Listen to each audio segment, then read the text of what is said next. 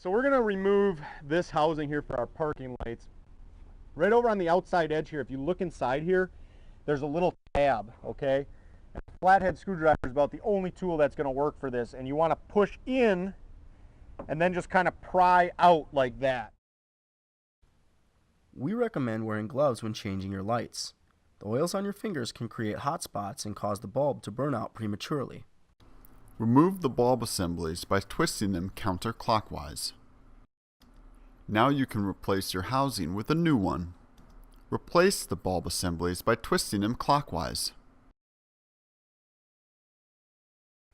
Align the tabs before insertion. We had success replacing the housing by inserting the left end in first, then pivoting the other side into place. We recommend changing your bulbs in pairs. If one bulb is burnt out, its counterpart bulb is likely near the end of its life as well. Make sure the bulb housing is secure.